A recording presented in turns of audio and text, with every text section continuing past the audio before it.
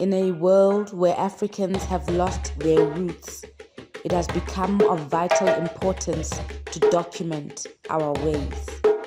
In an effort to reverse the brainwashing of the past, where we were made to believe our ways are demonic, we are pressed to create dignified and respectful platforms to unpack our spiritual ways.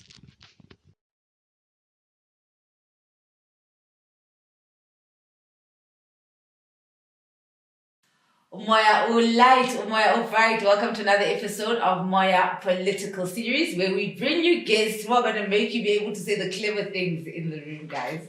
You know we got you. Thank you to everybody subscribing and joining the channel. You are absolute stars, and just thanks to the whole community. It's been just such a beautiful ride.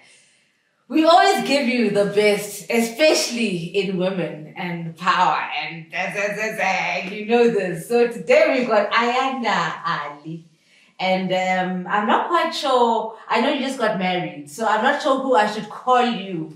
It's still a work in progress. We're waiting for new IDs. We're waiting for the documents to come, but I can give you the hint because we're sisters like that. But it will be Ayanda Allie Malo. Oh. Yes, Zwide Galanga.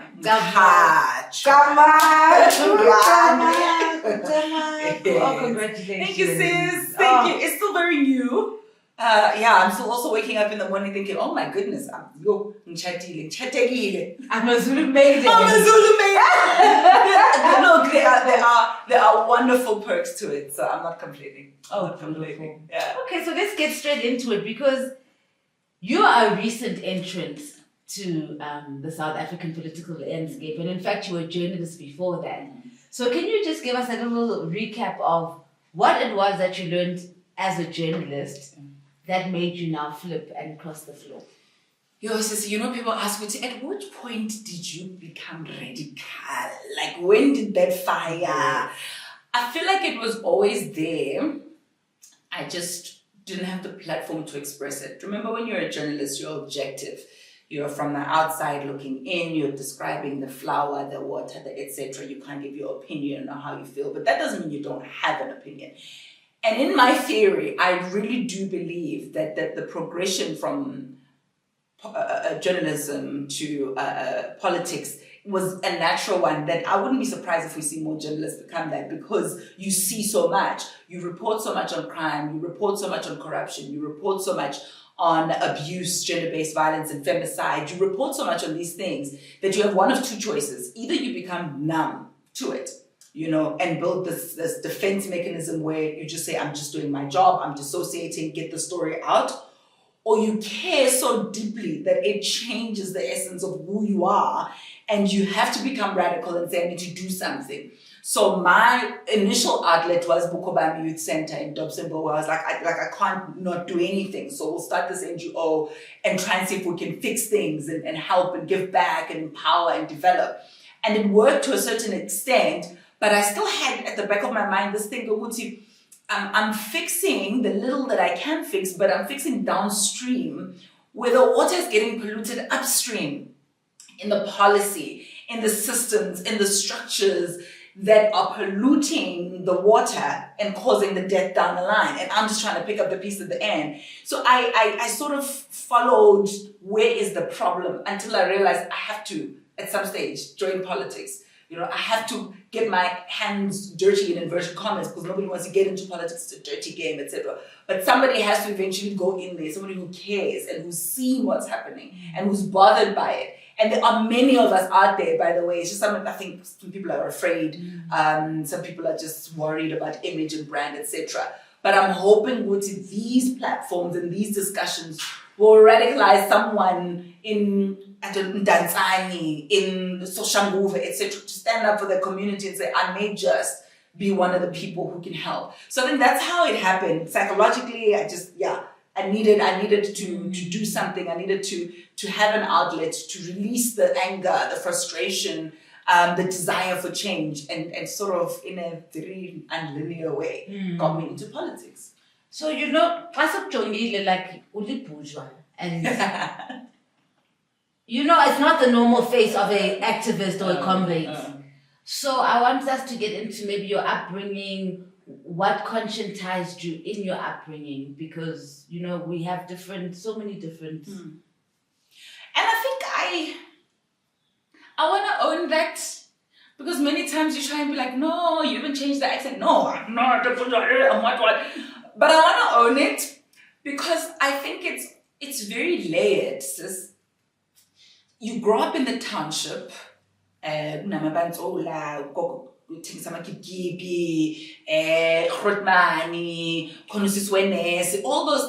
those things shape you, right? You take a taxi or two, in which case for me it was two, Dobsonville to Roodepoort to my West Rand suburbs, Allen Glen, etc. When you get there, you've got your friends who are Tammy and Tracy and Samantha. And they too have an impact on how you see the world. You're able to see the dichotomy. Hey, look, she says I saw in the burbs we do this, and there's good things about the burbs, but there's bad things about the burbs. There's good things about the township, and there's bad things about the township. And all of that makes you this cocktail of all sorts of weird and wonderful, lovely and ugly, and all of that. But even in the midst of that mess, there is a sense of right and wrong and justice that grows in you, right? Where you're sitting in the class next to Samantha or Tracy, and you're noticing what your teacher relates differently to Samantha and Tracy than she does with you, where you are now talking to your friend, and then they say, no, you don't. You're too loud. You're right next to each other. Don't speak that language. Or when you, and this is my favorite because I actually realized now what it was, a trauma response, when you take a matchesi as kids and you put them in your hair here, and then you're running and doing this so that your hair moves. So I don't know if you did that, or we did that growing up, running around, etc. Yeah, you realize that when they're sitting in front of you and your legs are crossed, etc., and you want to play with their hair, like, don't play with my hair. Right? So all of that then leaves you as an individual asking, where am I in this? Where do I fit in?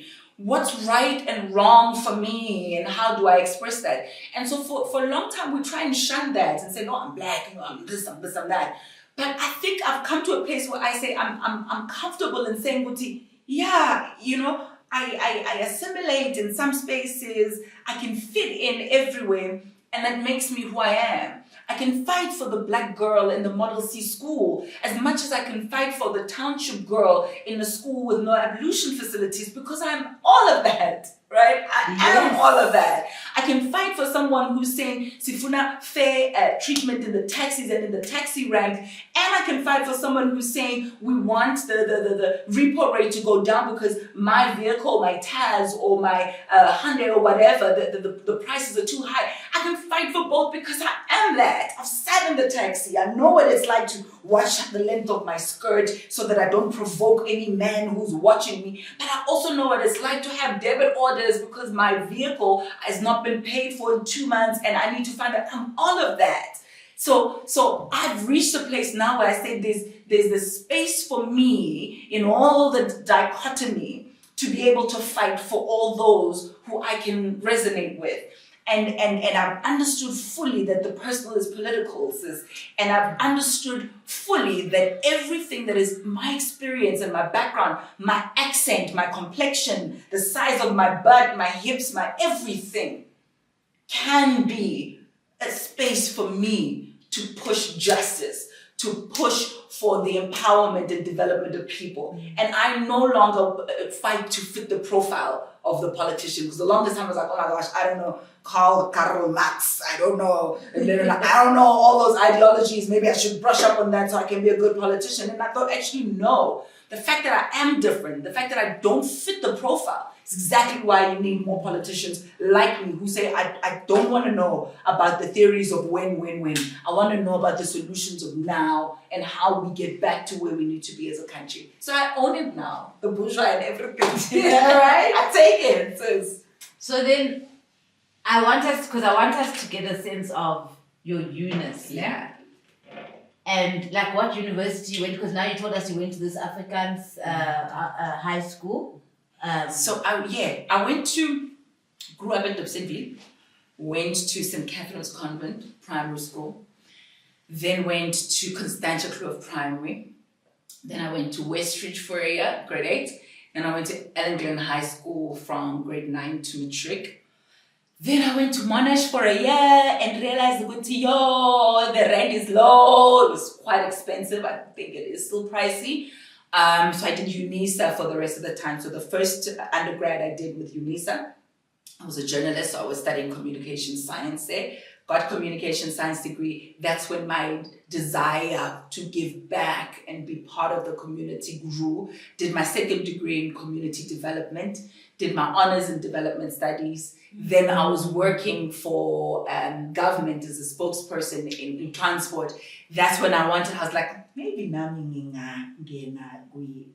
politics or public administration. So I did my first master's in public administration. That was through Mancosa. And I just finished a second master's in social policy because I then thought I want in. I want to be in those rooms that decide whether or not abantu bathola grant and how and where. I want to be in those rooms that tell us whether or not there will be sexual offences registered, that's publicized. I want to be in the room that talks about those economic development issues in the township and can create policy. So I did the latest master's is in social policy. I'm hoping to do my PhD sis in public participation. We move. I know you're a master's degree holder. We move. We move. You know what's incredible is that the women of this nation are a cut above the men. The caliber of, and I sit with a lot of you guys here and I'm just like, the women are on another level and it's so strange why are we not in our rightful positions as the leaders of the nation? Because the mother is the one who leads everybody. So why are we fronting? Yeah. And for me, I think not only are we the ones who disproportionately carry the burden of responsibility over the household in terms of, female-headed households or even looking after extended family members or the children, etc. But we also are the ones who are disproportionately affected by the socioeconomic condition in this country, right? Magune recession, best believe, it will slap even harder. It will hit us harder as women because of these extended responsibilities that we have. When there's any scourge, be it sickness, disease, gender-based violence, whatever it is that negatively affects us as women, we're the ones who must get up and make a plan.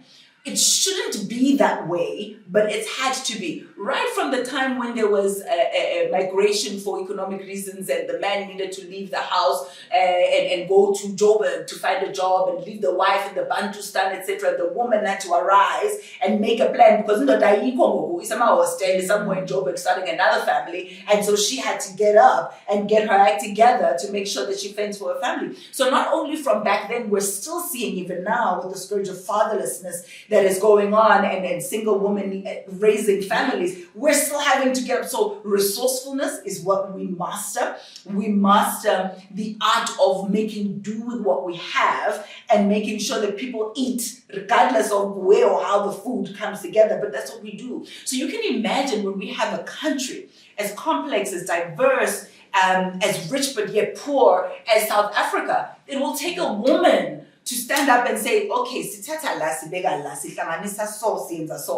but we're still having to fight twice as hard as men. And this is what you and I were chatting about off air, that we have to fight, in terms of how we appear. You should not look too masculine. Otherwise, even the women will reject you.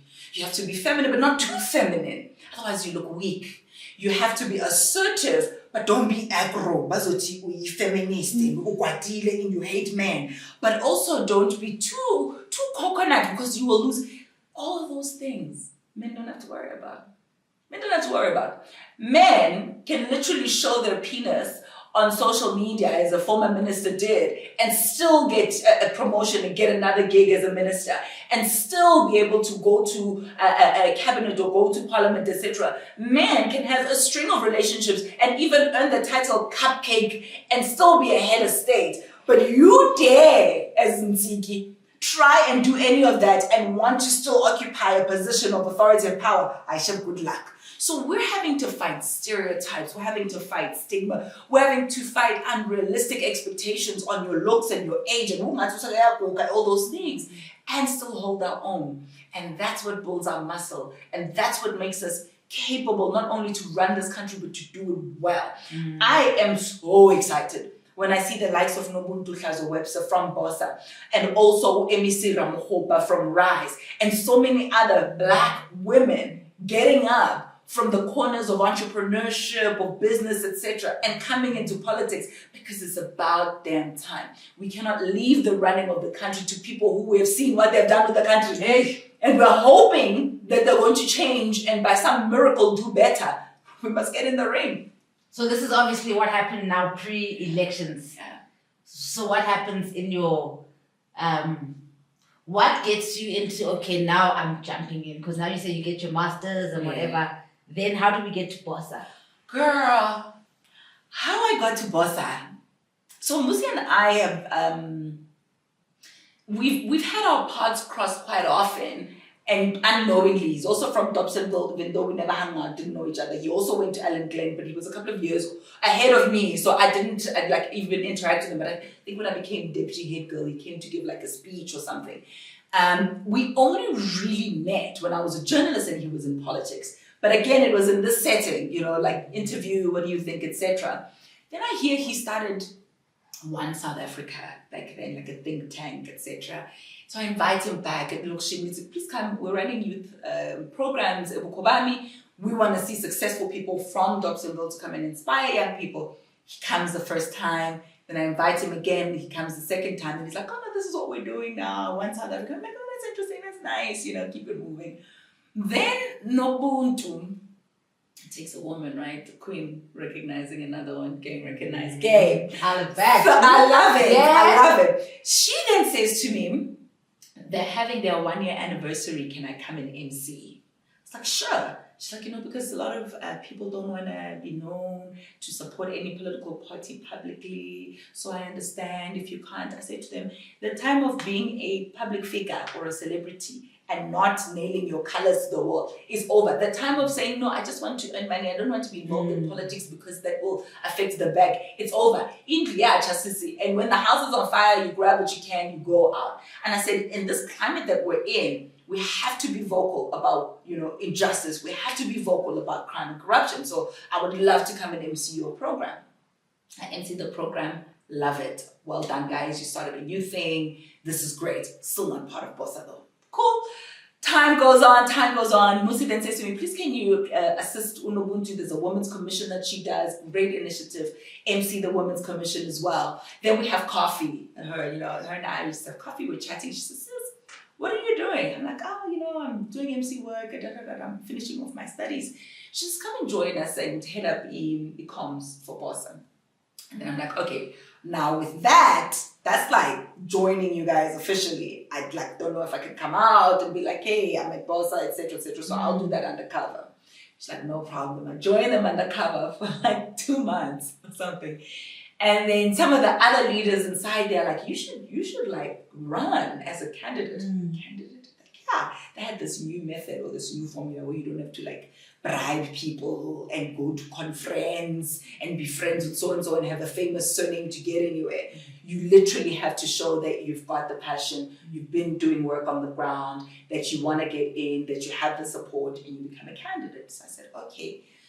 Thought about it, prayed about it. I was like, okay, now I'll be a candidate for parliament and for the provincial legislature.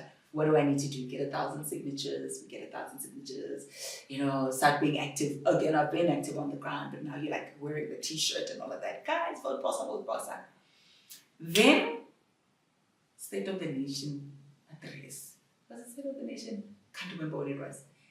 President speaks about Dimswalo and how lovely everything is. She goes to a school, wada. Yo, I'm in the audience. Oh my gosh, like fire in my bones. I just couldn't hold it in. I didn't say, I need to speak out. The camera turns to me, the microphone comes close. What do you make of the president's speech? I think that was my first real coming out as a politician. Because I couldn't tiptoe around the lies and the half-baked truths and all sorts of things. And when I spoke at that moment, I think that's when I realized, okay, I'm fully into politics now. Speaking directly to camera, speaking directly to the president, saying there is no way that you can say Dinswalo is now in a good school and she gets free food and the parents have got an RDP house, when you know that the school is falling apart and what we've learned now, how things probably not even finished or built. You know that the food that they're receiving, sometimes they don't receive because ama comrades adle imali and they're giving kids ama cabbage, rice, no real sustenance, and you know that this child malaqeda school is not going to be able to go to varsity because akuna mali, and even if she would go to varsity, she probably won't find a job. And you know that the parents will have this RDP house that is falling apart, and that has the indignity of having one bedroom and just it's hollowed out there, so the kids and the parents are sleeping in the same space, and they don't even have jobs. They're relying on the 350 days. So do not tell us that all is well in this here republic, because it's not true. And at that point, I think that was my coming out to put in, and it was freeing, sis. It was liberating. Some agreed with me, some didn't agree with me, but what was important was the ability and the opportunity to speak my truth. And that's why I always say platforms even like this are crucial, sis, because those conversations are not being had. So when there is a platform to speak your truth, you take it and you run. And I think that was when I decided, okay, no, I should politics, like I'm within. Yeah. So then, as you're saying, these conversations are important to have. We were saying earlier on, which is South Africa is where we are now because we haven't had these conversations. You know, the makings of a rainbow nation and the ideal and the values that we want to have are so important, very important. But when there's been a wound that's inflicted, you cannot dress it until you've properly cleaned it out, you've removed pus, you've disinfected it, then you bandage it gahle, you go back to check if it's healing well, and all the necessary steps for it to be completely healed. To the point where even if there's a scar that remains, the pain is no longer there and it no longer affects the functionality of that particular area. So what we've done is put a Band-Aid. It's ideal. Rainbow Nation, freedom, South Africa, we love you, our beautiful land. We've not gone to see what still needs to be cleaned out, what still needs to be disinfected, where do we still need to put in the ointment, what do we need to soothe? Is the scar there, but maybe the scar tissue is still aching? We've not done that work. And that work comes with the conversations. Conversations that, yes, maybe we can say we started through the TRC, but we've not seen through. Because we're still finding that schools in your predominantly Black areas, townships, rural areas, are your lower quintile schools, quintile 1 to 3. And the ones that are quintile 4 and 5 are still very much in suburbia. I'll use that as a case study. We're still finding, years after you and I went to your multiracial schools, that people are still taking 2-3 taxis to get out of the township en masse to go to those schools, because parents even realize what the future for my children is in that area there. And the closer your proximity to whiteness, the better, because we still have that in our minds. If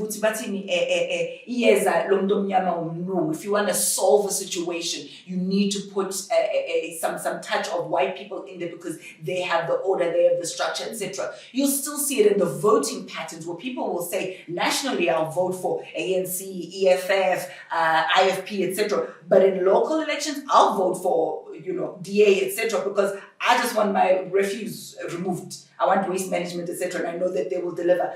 It's in our mind, it's in our voting, it's in our thinking, it's in our speaking. It's in everything. And we don't have those conversations to say, where are we still broken? Where is there still a wound that needs to be dressed? And once we dress that wound, then and only then can we truly move together as one. when there are no longer disparities of saying, Guti, your companies that are listed on the stock exchange, and CEOs, Wabo, are still very much white and male, where we're no longer having those conversations to say, yes, we do see there's a lot of black middle management, but they're not getting to the upper echelons. Where we need to have those conversations. And then and only then can we truly heal. Can we truly accept one another for who and what we are and what we bring to the table, and realize that we do need each other. We bring different dynamics. I even said to you at the beginning, the person you see today has been influenced by all sorts of people from all sorts of different backgrounds.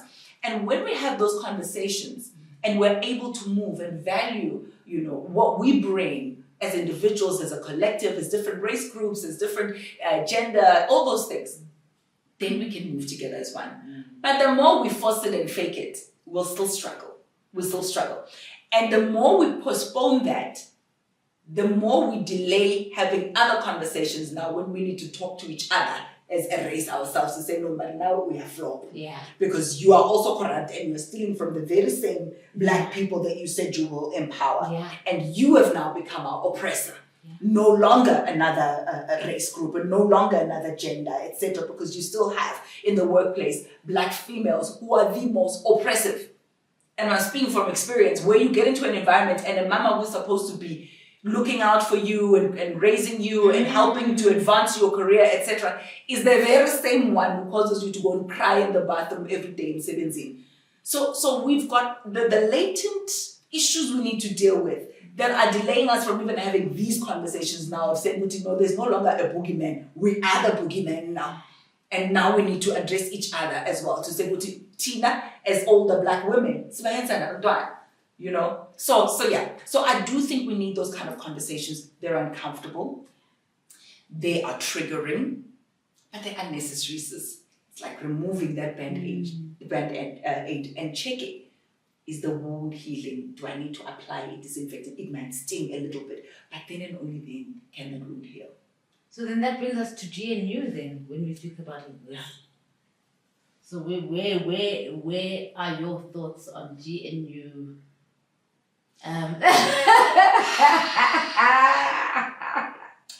I know, because you're partly white. I know. Well, look. Partly white. Moving along swiftly. I've decided you and I are besties today. I know that's why people party. Look, GNU. Yeah. The byproduct of GNU, I'm hoping and I'm thinking, might be increased service delivery and productivity, because everyone is going to want to jostle for position. Bonatina, as DA ministers, we're doing this, we're doing that. The ANC ministers who had been sleeping all the while, now we must wake up. No, now we must also show them we're doing this, we're doing that.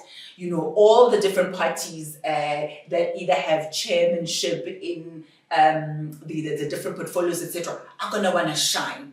They're going to want to show people what it's like to have a government, Bosa or rise or whatever. So I think this collection of parties that have got some sort of influence in government, the byproduct is good. It's good. But the fundamentals of a political party, what you value and what you stand for, do they disappear now that you are all holding hands and singing Kumbaya? Can I still really say I want to fight for minimum wage when I know, Guti, this relationship that I'm in is dependent on a guy who's saying, I say minimum wage? Can we really truly say we're going to fight for the land with someone who you are in party relationship with, who says, land what land? If you want to fight for the land, let's take it back to the Khoisan. This land belongs to nobody anyway. And I'm going to use scripture that says, unless two agree, that will go very far. How can you walk together unless you're in agreement? Only from their left, only from their right.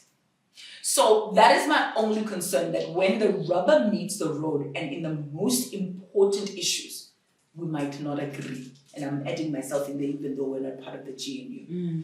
They might not agree on the most fundamental things that need to be addressed as part of that healing that we spoke about. Yeah. Healing of the wound. On the superficial things that everybody agrees on, they'll be able to walk. But when it's crunch time, I struggle to see who's going to concede and who's going to want to give way. I mean, you look at the Bella Bill, for example, there are some clauses that have been put on hold, etc., some that have been approved. And then you think to yourself, okay, but Mr. President, so now how are we going to work? Provincially, it's a bit complex. I'm in the provincial legislature in Gauteng. Also, we're playing opposition there. We're not part of the provincial unity government. And I see the method in that, because the first two sittings that we had when the ANC and the DA were still, it was just love lives here. ANC would rise and then make an appointment. This person will be such and such. DA, no, we second that. You're like, hey, boo. And then Omunye, I rise and what Omunye second that, and you're like, oh, it was love. So then you realize the importance of opposition in that, where somebody has to stand up and say, sorry, but wait, what about? Have you considered? Can we talk about? So we are doing that provincially, we're doing that nationally as well. It's very important. Now, had all the parties come together, it's GNU Vele for real, who was going to be opposition? Who was going to ask the hard questions? Because right now it's sweetheart questions that are being asked. It's beautiful. They're traveling to China together. No one is asking how much it's costing. It's nice. There are blue lights, even though, you used to criticize the blue light brigade. Oh, blue lights, blue lights. Now you're you're in the blue lights. How? People have changed, People have changed. Absolute power corrupts, absolutely. In front of our eyes, people have changed. More live and uncut. So we then took a conscious decision to say somebody must be the watchman on the wall. Somebody must stand and say, wait, what about the township entrepreneurs, Vasakataras? Wait, what about Ipikempe? Wait, what about Leratong village? Wait, what about? So that's when you see the need for your opposition. It cannot just be holding hands and singing Kumbaya. I know they'll tell you this is what we needed in order to form government and move forward. Fine and well, I understand that, I respect that. But my only concern is that when the rubber meets the road and crunch time and those tough decisions have to be made, I don't know if it will hold. Right now, let them jostle for position and show what they can do, and we wish them well, because then it means that South Africa will benefit from an active cabinet and ministers. You keep speaking of being opposition, né? And we want to know, where does Bosa actually stand? Because from outside, né, it seems like a white party but with black faces. But you're speaking opposition, and when we think opposition, we're thinking about both MK and that militant EFF stuff. So where do we place you guys in all of this thing?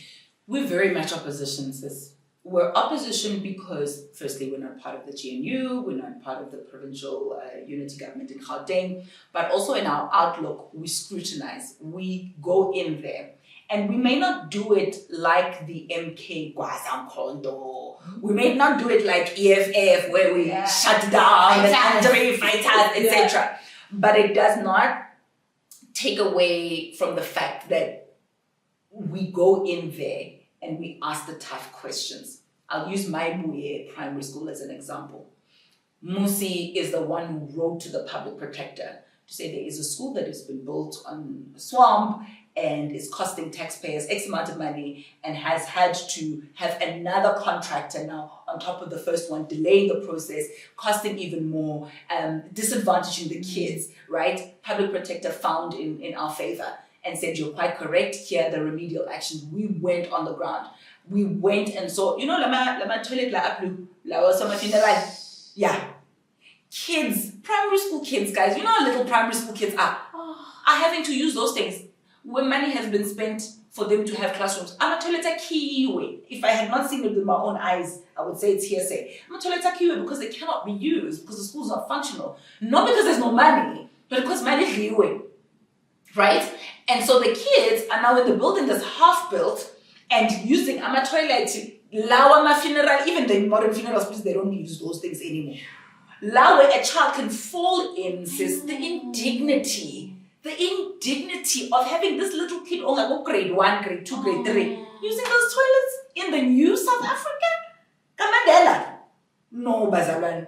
So those kinds of questions, and people will say, oh, you know, you guys are just saying you're afraid of the issues. We got there, we blew the whistle on that thing.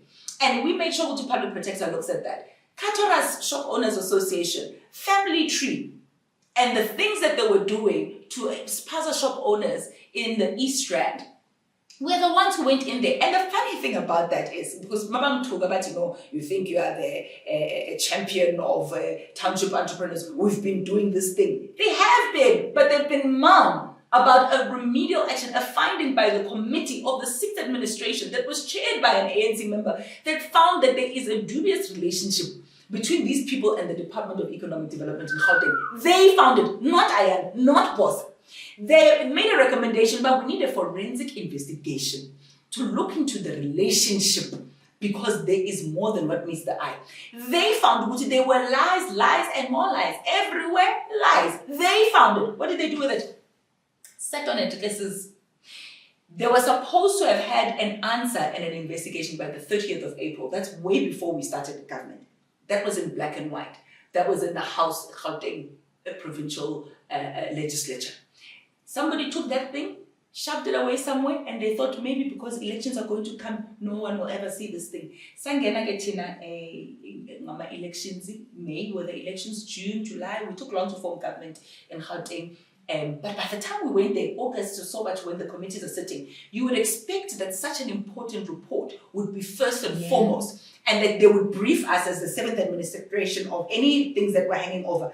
As they did, they told us, who to know, this was not complete in the 6th administration. Please, can you guys continue with this? It was never there. That was never there. They gave us everything under the sun. Oh, you know, fourth term, this is what you need to look at. Never said a word about the fact that there was a finding that said there needs to be a forensic investigation between the relationship, family tree, and a department. They didn't say it. When we get the tip off, you're gonna have to give us more on this, girl. I would love to give you more. Please. So the whole premise of this is township economic development. There's an act that was created in Gauteng, the Township Economic Development Act. Wonderful, noble. This gives us a vehicle to bring about economic development in the township, because now there is legislation, there's a policy. I think that's awesome. Now, to implement this act, the department then decides we're going to work with implementing agents and companies to help us to find abokoko bamaspaza shop, abobuti abanama manufacturing plant nama factory, abosisa bathungayo, ama cameramen, people who are seamstresses, etc., all those things in the township. We're going to train them, we're going to develop them, we're going to capacitate them so that they can run sustainable businesses that can be scaled. We'll help them to get loans or grants, etc., and we're going to help them to run this thing so that they can be boosting the economy in the township. All very good, noble, wonderful. That then happens. When they're done doing that, then they're supposed to be showing up my flagship programs, etc., and spreading this thing. Family Tree Holdings is one of those companies, implementing companies that are supposed to help the government. Family Tree then says, we're going to build distribution centers, like a big shop where a Maspaza shop can buy from us, and that way they deal with unfair competition from foreign nationals, they buy cheap, etc., etc. The document that was there when the committee went to go and see found what the DC in the area layer Katuras is not a distribution center, it's a glorified supermarket. Where is the money? They found what you guys say this Family Tree abantu 23 or 28, I can't recall, but in essence there's only 8 people here. Who's fooling who? All those kind of things came out from an Who inspection. is Family Tree? That was the question that was asked. What is the relationship between them and the department? But who is the is it Sipho Mthembu, I think, who's the chairperson, and there's a Langamandla gentleman who's the CEO. So it is black people. Okay. It is black people. And the forensic investigation was to look into their relationship with the government and see whether or not there is ubshugu. Now, can you imagine a document that was adopted by the House that called for a forensic investigation to look into this possible shiki, was shoved under the carpet. 30th of April came and went, which was the deadline that they had given in the 6th administration. Yaqala, a new government, and even in the new administration, nobody thinks to say, you are the new committee. I sit in the Economic Development Committee. Nobody told us about anything. You know how we found out as Bosa? We made a call on social media. The guy says, only one member of the legislature at Bosa, but I want to gather with you. So all of us here who are following me on this platform, let me know what's on your mind. Tell me what you want me to fight for. I'm not going to come with a top-down approach to say, me, I know everything, plus I've gone to school, I'm going to tell you how I'm going to fight for you. You tell me how you want me to fight for you. A gentleman DM'd him.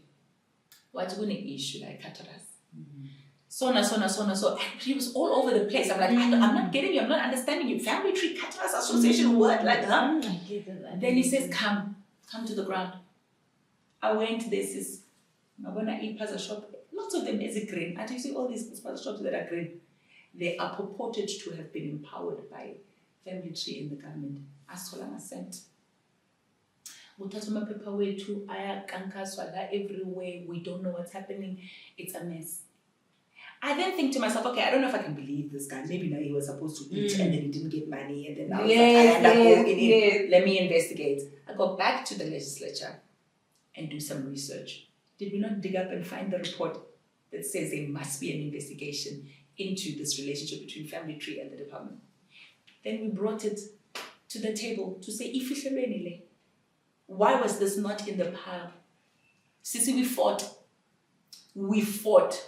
I think that's the fight I was seeing on Twitter. Right? That's the fight you saw on Twitter. We fought. It says, we fought to the point where Bang Tugabat, no, you act like you just discovered this thing. If I had not spoken, we're going to sign off on the fourth quarter, fourth term, and not even bring this thing to the table. Now, as we said, we demanded that forensic investigation. It will be done now.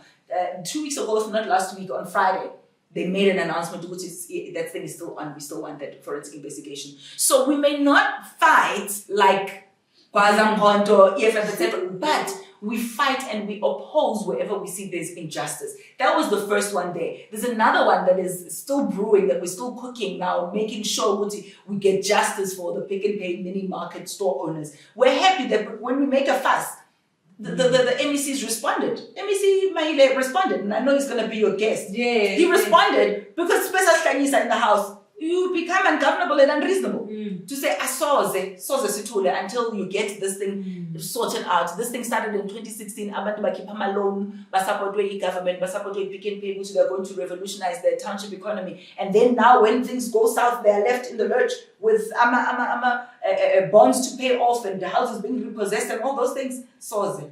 So that is how we strategize our approach and how we look at it and say, how do we become a voice for the 61 million? And that's our position. So at the back of our minds, whenever we think, are we taking on this issue? Are we going to champion this issue? We ask, what does the 61 million need from us? And that's also how we look at the committees that we're in. We're not going to join committees haphazardly. We ask, what is it that people are concerned about? Sisi, Mali, we need to eat. We need to take our kids to school. We need to make sure that we have clothes. We need medication. We need all sorts of things in order to survive. So we need to make sure that our economy is right, because all those other things will flow from that healthy economy where all people are able to enjoy the wealth of the nation. So that's what we do. We fight with sophistication. Nyana sometimes. But if we have to be unreasonable, we will be unreasonable until we get justice. You dodged my comment, my shady comment about you guys being White people. black. Yeah. I saw you having a classy approach, and I was like, I want to bring it back. Look, having not been there when Bosa was originally founded, I don't want to speak much about the approach and who's funding what, and comfortably so, because I'm right on the other side. I'm not even in the structures in terms of leadership. But what I can tell you is we needed alternative voices. We needed alternative voices, and we still do.